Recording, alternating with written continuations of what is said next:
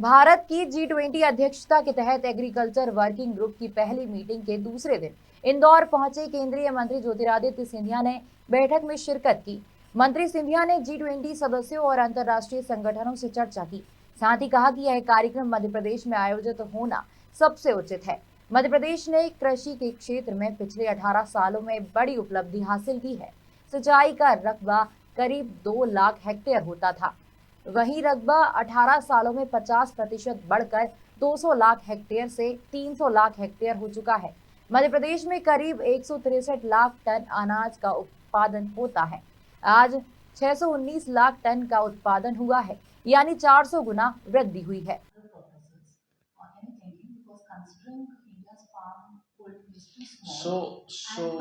Yeah. Parliament, we only allowed to ask one question. Let me answer this and then we can answer. So I think the Lakshmi ji ko ye de do aap.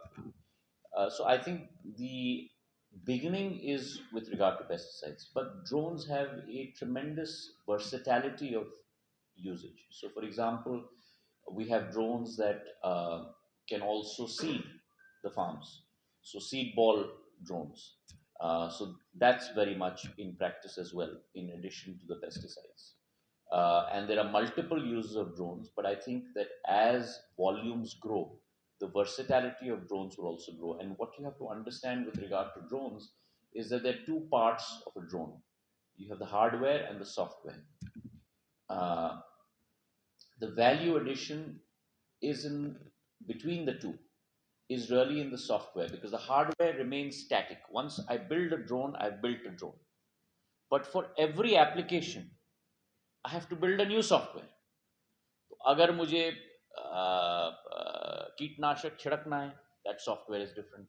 अगर मुझे seed ball छिड़कना है, that software is different. अगर जैसे अभी हमारे PIB के महाशय साहब ने कहा था, मेडिसिन फ्रॉम द स्काई, अगर वैक्सीन्स को हमें दूर दराज इलाके में पहुंचाना है, that application is different. So the software versatility and diversity in the sector of drones is tremendous, and that is going to multiply as we go down the route.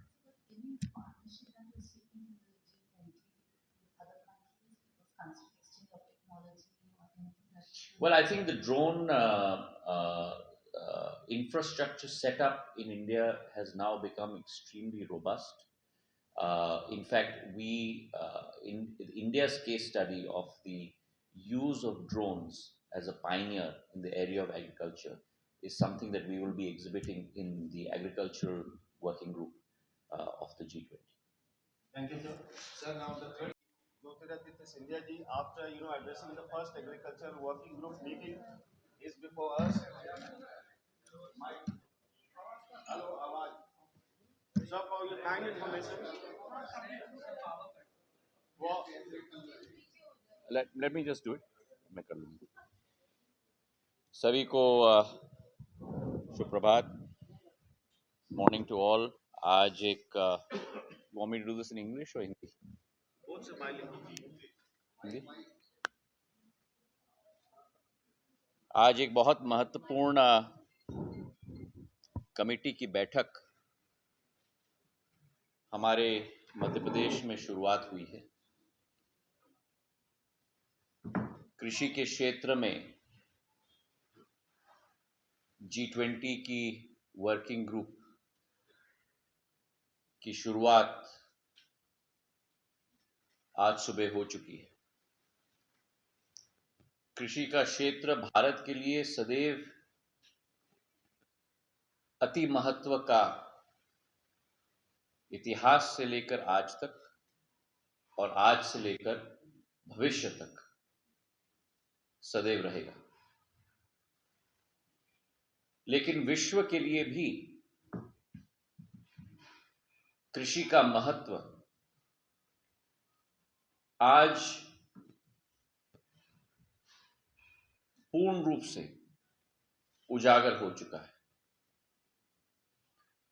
जहां तक मध्य प्रदेश की हम बात करें, क्योंकि ये कार्यक्रम मध्य प्रदेश में आयोजित किया गया है और ये उचित, सबसे उचित भी है, क्योंकि जो तीव्रता, जो प्रगति मध्य प्रदेश ने पिछले 18 वर्षों में हासिल की कृषि के क्षेत्र में, जहां सिंचाई का रकबा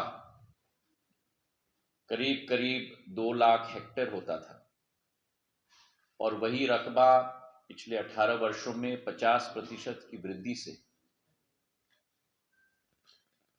200 लाख हेक्टेयर से अब 300 लाख हेक्टेयर हो चुका है।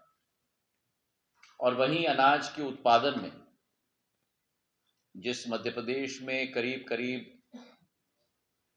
165 लाख टन का उत्पादन होता था, उसी मध्य प्रदेश में आज करीब 619 लाख टन का उत्पादन हो रहा है। मतलब 400 गुना वृद्धि। एक ऐसी स्ट्रैटेजी विश्व के लिए जो सस्टेनेबल हो, और एक ऐसी स्ट्रैटेजी विश्व के लिए जो सभी को सर्व कर पाए। तो स्मार्ट, सस्टेनेबल एंड सभी को सर्व कर पाए। स्मार्ट के क्षेत्र में ड्रोन की टेक्नोलॉजी को इस्तेमाल करके कृषकों के लिए जहां एक तरफ सहूलियत हो रही है, स्वास्थ्य की सुविधा प्राप्त हो रही है, वहीं दूसरे तरफ उत्पादन में भी बढ़ोतरी हो सकती है।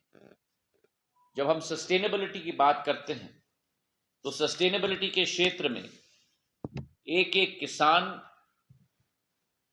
को अपना यील्ड बढ़ाने के लिए क्षमता, टेक्नोलॉजी और मार्केटिंग के लिए इनपुट्स, ये बजट के आवंटन की बढ़ोतरी के आधार पर भी हम लोग कर पाए। यह वर्ष इंटरनेशनल ईयर ऑफ मिलेट्स संयुक्त राष्ट्र के द्वारा प्रधानमंत्री जी के आह्वान पर घोषित किया गया है। 2023 इंटरनेशनल ईयर ऑफ मिलेट्स का। और मुझे विश्वास है कि जो भारत की पुरानी विरासत है, भारत की पुरानी संस्कृति है, दशकों पुरानी नहीं, सदियों पुरानी नहीं, लेकिन हजारों साल पुरानी मोटे अनाज का, जिसका लाभ डाइटरी तरीके से, पर्यावरण की तरीके से एक एक मनुष्य को मिल पाए, आज उसका व्यापक प्रचार और इस्तेमाल केवल देश के लिए नहीं लेकिन विश्व के लिए इस मूवमेंट के आधार पर हो पाएगा। G20 की अध्यक्षता भारत कर रही है। इससे ज्यादा गौरवान्वित मुद्दा आजादी के अमृत महोत्सव के विश्व के वर्ष में भारत के लिए नहीं हो सकता, और ये केवल प्रधानमंत्री जी के संकल्प और नेतृत्व के आधार पर संभव हो पाया है। तो आज इस कार्यक्रम में शुरुआत इस वर्किंग सेशन से की गई है, और हमें पूरा विश्वास है कि जो चर्चाएं होंगी और उससे जो निचोड़ निकलेगा, मंथन से जो अमृत निकलेगा, उसके आधार पर भारत और ये सारे G20 के देश एक साथ मिलकर विश्व को एक नया रास्ता और रोड मैप कृषि के क्षेत्र में have existed for hundreds of years. For the first time, a PLI scheme was brought about for an industry that was in its nascency, was just being born. And the PLI scheme encompassed close to 120 crores worth of incentives for an industry that at that point in 2021 was only the size of which was only 60 crores. So incentives were 120 crores for an industry whose size was 60 crores, but which we hope it was going to grow by an astounding CAGR over the next 5 to 10 years. And that certainly has yielded very, very good results. Number of companies have come and registered themselves under the PLI scheme. Dispersal has taken place, and the size of the industry has grown by almost 6 to 8 times in the last year and a half. The third leg of that tripod, if you will, is the creation of demand. Because only when you create a demand does the industry grow.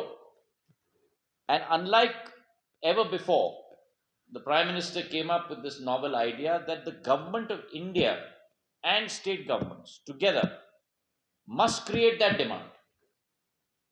And therefore, there were 12 line ministries that were earmarked where drone technology mandatorily must be used for future endeavors. The foremost among them happened to be the agricultural ministry, where drone was being used for pesticides. Along with that, ministries like the rural development, where drones were used for the cadastral survey, Satbara extract, ministries like the mining industry, where drones were used to foray into seeing the quality of mines and do the exploration. The power ministry, where drones were going to be used to really look at transmission towers. So across the board, the creation of demand. So the three-legged tripod, if you will, robust policy making, along with that, an incentive for the industry to grow, both on manufacturing and on service. There are two aspects of the drone industry. One is made in India drones, the other, DRAS, drones as a service. And the third was the creation of demand. And it is with these three tripods, if you will, of government of India that you have seen such unprecedented growth in the drone industry. Bureau report खबर मध्य प्रदेश छत्तीसगढ़।